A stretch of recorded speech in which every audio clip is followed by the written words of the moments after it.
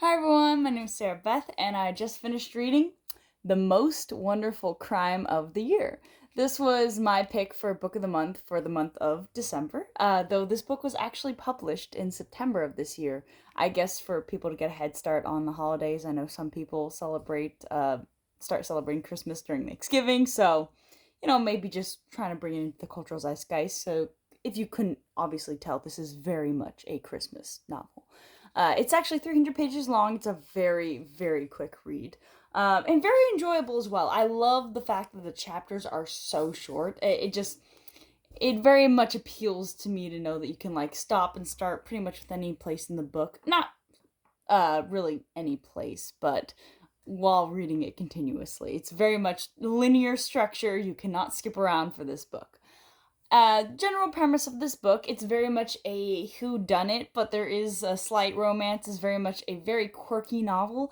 I personally wanted to read a quirky novel because I thought last year I went for the seasonal pick for December, and this was the only real seasonal pick this year. Last year I read the Nutcracker adaptation called Kingdom of Sweets, which I highly recommend, though it is an entirely different feel than this book.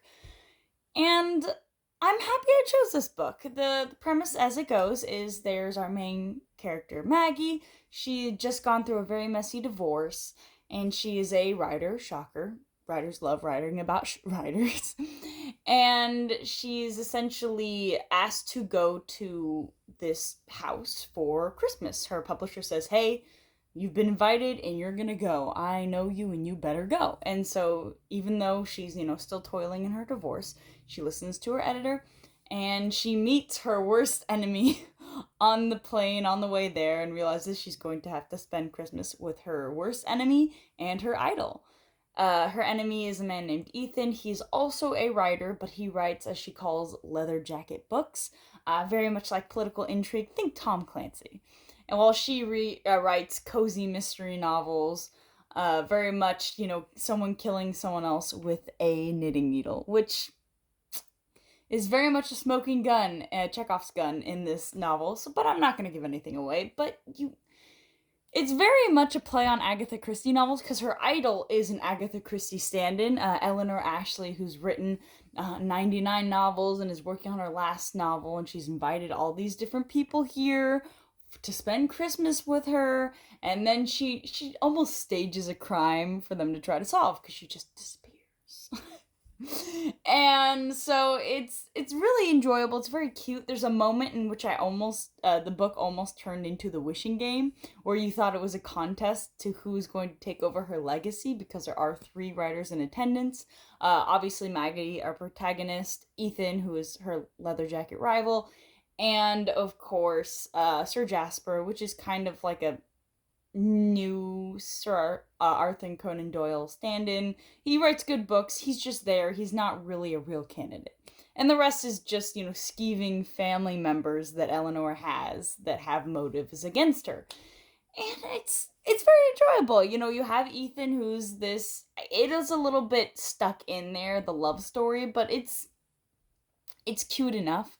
I don't like the enemies to lover here, but I think that the writing is actually done really well, which makes sense because if you look in the back jacket of this book, you learn that she has also written a Christmas Netflix film. She did the screenwrite for that. And I'm thinking, yep, this makes perfect sense. It's exactly what every woman wants to hear. Whenever it's like anything comes to the love side of this is like, "Oh, my heart is so full."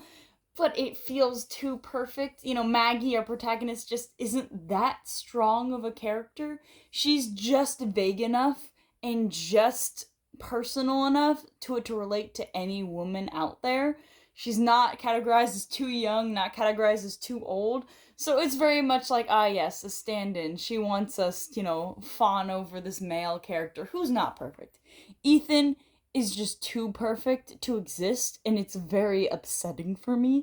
She's like, "Oh, he's got these rock hard abs, and I saw a sliver of it when he lifted up his shirt.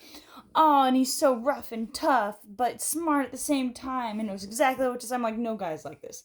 There's also comes a point in the novel where the segments are split between Maggie's point of view and Ethan's point of view, and I think it weakens the novel, quite frankly, because men don't think like that. They don't, that's not how they should be written. This is very much a woman writing her fantasies, and I understand, because I thoroughly enjoyed it, but I knew it was fanfare. So if you are of the male persuasion, or maybe if you, I should put this better. If you are not one to fawn over a man, I don't know if this is for you, because I think that the fan service does take up a lot of this novel.